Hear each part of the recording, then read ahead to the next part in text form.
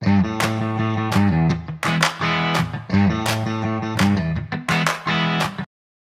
guys, welcome back to another vlog. Now this vlog was totally unplanned until Libby did something and I was like, okay, I know where my next vlog is gonna go. I had kind of planned to do something similar to this. These just weren't the books that I was going to choose. And so now I'm just kind of thinking, oh, what fate, you know? We need to just roll with it at this point. So this vlog is going to be Goodreads nominees for the Goodreads Choice Awards YA, science fiction, and fantasy. I believe that these are all nominated in that category. There might be one that's just YA, but these were all nominated in the Goodreads Choice Awards, and I happen to own them. And then Libby kindly gifted me two of these, and then I own the third. So there is one book that I had already started reading, but at the time my brain was just not processing anything and I wasn't enjoying it. And I was like, how can this be? This is one of my favorite authors. There's no way that I'm just not enjoying anything about this book. It was totally my brain, because I am now 122 pages into House of Roots and Ruin by Erin A. Craig. Oh my gosh, guys, hang on. I didn't know that was a thing. The dust jacket just started to slip up and I saw that and wow. Okay, anyway, let's ignore my ADHD moment. House of Roots and Ruin. I love Erin A. Craig. I love the House of Salt and Sorrows. I love that she is continuing on with the sisters in this series. But there's something about the main character, Verity, that we don't really know at the beginning of this story that we have just recently found out and has made so much of this book creepy. And it's kind of a creepy in hindsight thought, like mind blown moment.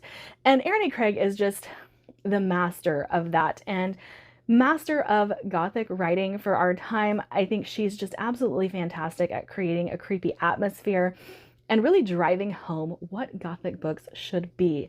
And I recommend all of her books, including House of Salt and Sorrows, Small Favors. I believe those are the only three that, including this one, that she has written so far. But oh my gosh, I have just devoured everything that she's read or written.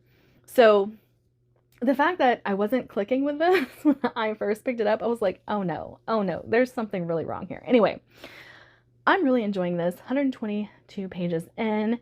And I also want to kind of mention that I chose to do YA right now because it's Thanksgiving week and we all know how busy it can get, but I wanted to go easy on myself. And then let's see what is next. What the River Knows by Isabel Ibanez. Now, this is one I have been waiting for because I love Together We Burn. Obviously, these three authors are going to be authors I have read from before and enjoyed. So that is kind of going to color my perspective on these books more so than someone going into them fresh, never having read the authors before. But I love Isabel Ibanez's writing, so I already know that this has a leg up in like my thoughts on the books. But this one, let me get a synopsis. Bolivian-Argentinian Inez Oliveira belongs to the glittering upper society of 19th century Buenos Aires. And like the rest of the world, the town is steeped in old world magic. It's been largely left behind or forgotten.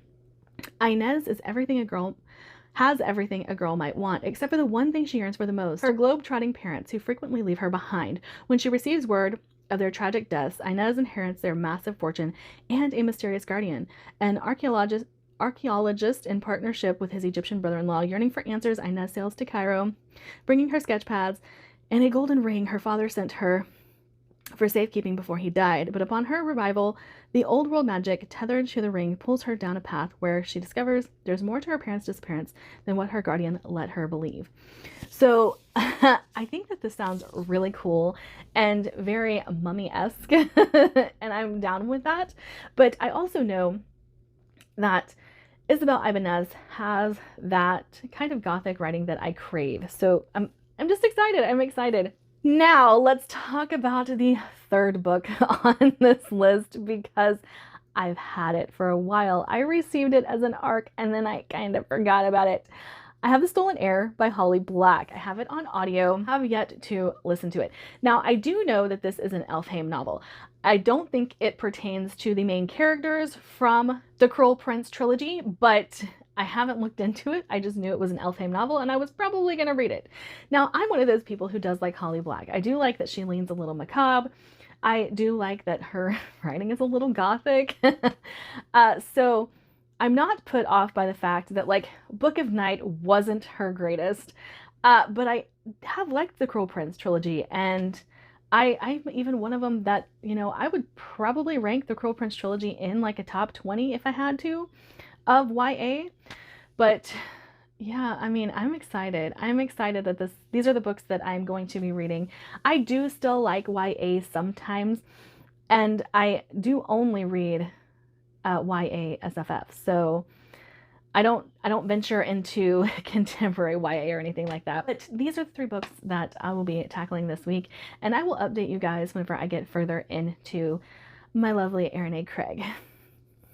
Hey guys, it is Thursday, which means Thanksgiving for us Americans. My allergies are on top of me. I'm about to start getting ready for the Thanksgiving festivities. I've just completed my deviled eggs, which is going to be my offering for Thanksgiving this year at my family's events. Usually I make a big Thanksgiving dinner for my family, but I don't know if I'm gonna do that, like just my little family, but we shall see. I'm not sure exactly how that's gonna go down.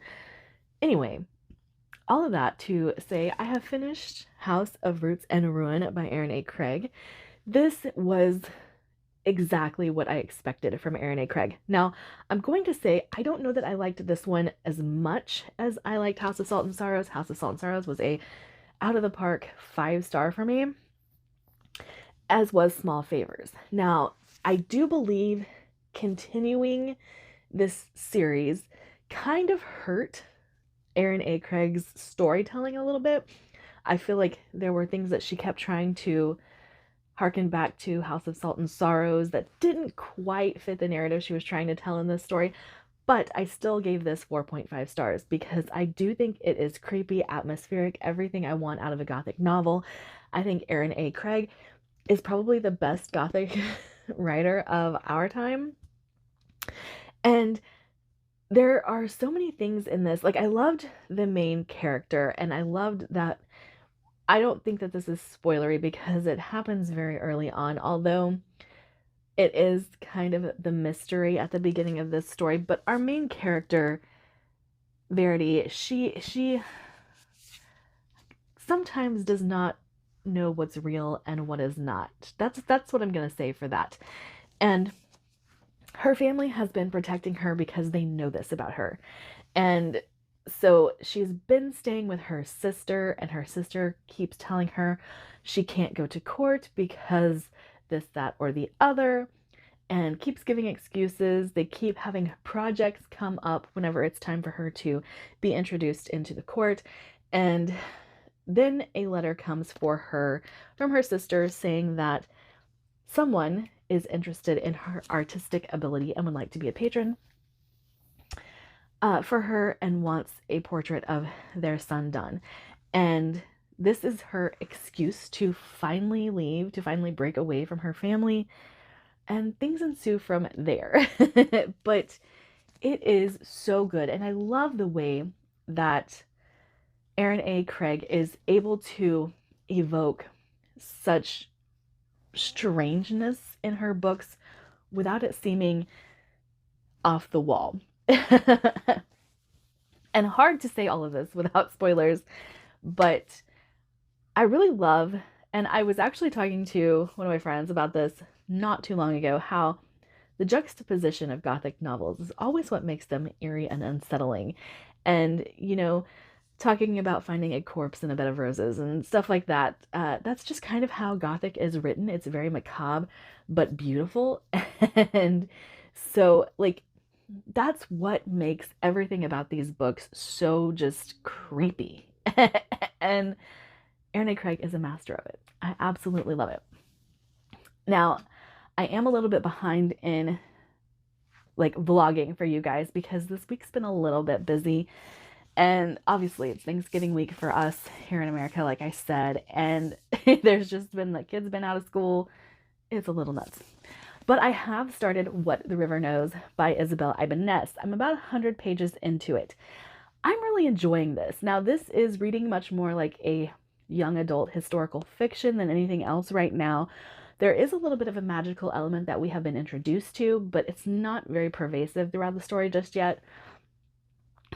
I do like that with Isabel Ibanez, and I feel like many of the Mexican authors or Hispanic authors that have kind of come onto the scene in recent years, Sylvia Moreno Garcia, they all have these main characters who are nobility that just don't like being nobles anymore.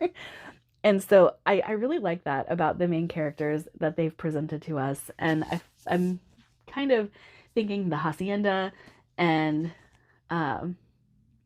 Mexican Gothic, stuff like that. It's very pervasive throughout all of these books that these women are not typical.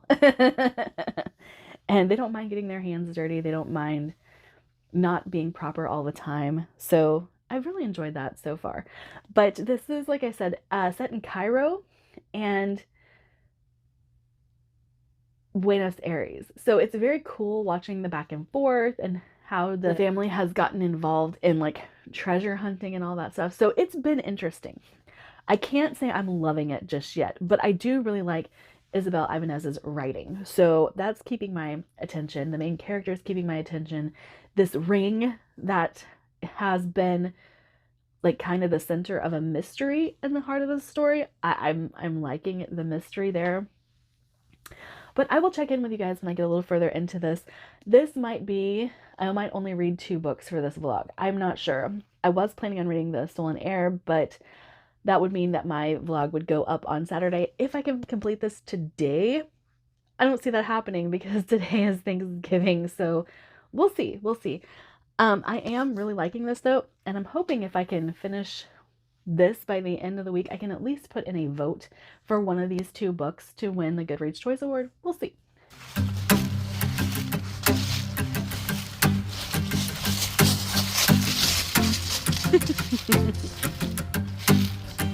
Parkour!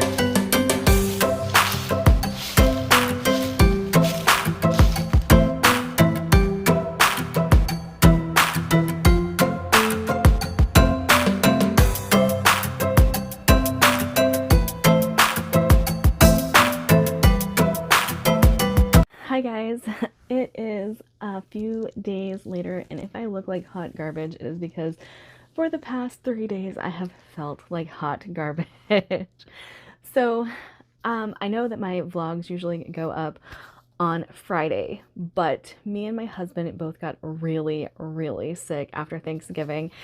Not really sure what happened, but most of my family got sick. Don't know if there was like some lingering, someone had something, and by the time Thanksgiving rolled around, they felt fine and just passed it on to the rest of us. Don't really know. I'm feeling much better today though, and I still have some issues, but I figured I needed to check in with you guys, especially since I have finished What the River Knows by Isabel Ibanez. Now, going into this, I didn't know a whole lot about it, but I have loved Isabel Ibanez in the past, and obviously this was a book of the month, so I was like, okay, sure, let's do the new Isabel Ibanez. Now, in this one, we have a young girl whose parents have died. She's received the news that they died in Egypt. She lives in Buenos Aires, and she's like, okay, but what happened? Nobody has answers. And so she goes in search of her uncle who was with them on this expedition to Egypt. She's trying to track down what has happened to her mother. Now, her mother and father are very, very entrenched in the world of Egyptian archaeological digs and stuff like that. And everybody in this town, in Cairo, really loves them and really looks up to them, and they are staples in Cairo's society.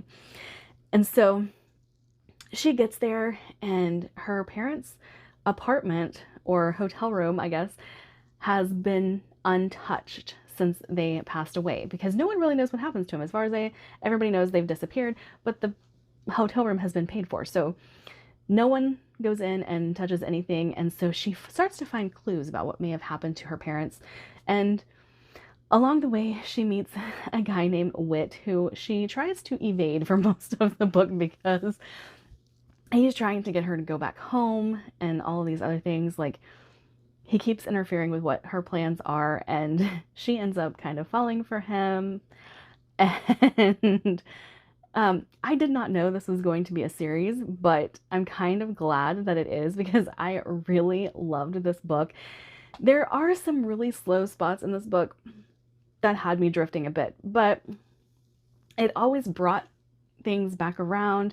The reveals in this book are awesome. Some of them I saw coming. Now, this is YA, so I do think the target audience for this book will find the reveals of this book amazing, but I'm just absolutely over the moon that this is one that I got to read, and the bookmark is still in here, but I have finished it. Again, I have been sick for a few days, so I haven't read The Stolen Heir yet, but I'm about to start that one.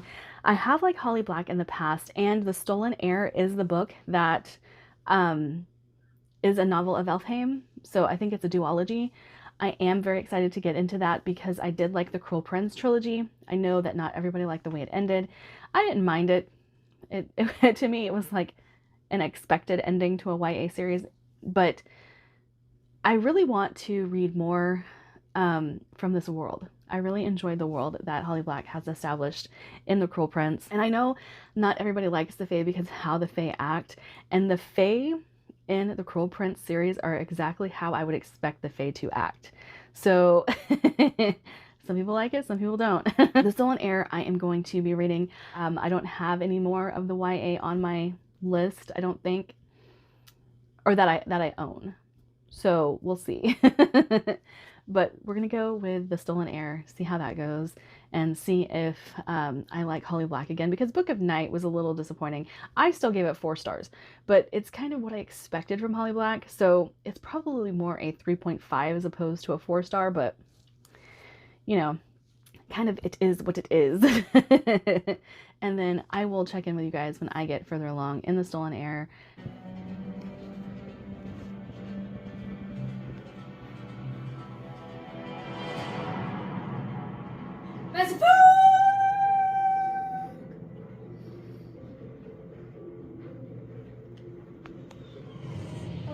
Hey guys, just to update you, I have finished The Stolen Heir by Holly Black. Now, I have to say, I'm coming to the realization that once you've read one Holly Black book, you've read them all. I didn't hate this. I actually really liked it, but will I read another Holly Black book? Probably not. Just gonna be completely honest with you. I just don't see myself gravitating towards her anymore. And this has kind of been my problem with YA in general. I'm not going to say that I won't read YA anymore, because obviously I still have some that are on my TBR. I still have some Outcrate books I haven't read. I still have some YA that I've picked up over the last year. So it's not like I'm not going to read YA anymore, but I am kind of realizing there are certain things about YA that I don't like. Holly Black, if you've read one of her books, you've read them all. They all read the same. And I know that this is an Elfhame novel, so I knew I was going back to the world of Elfhame. I was very aware of that.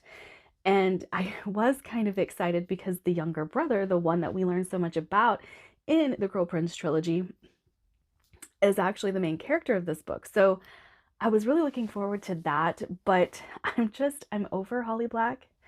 I would give this a 3.5, 4-star rating though, so I don't think it was bad. I just think that I am over Holly Black.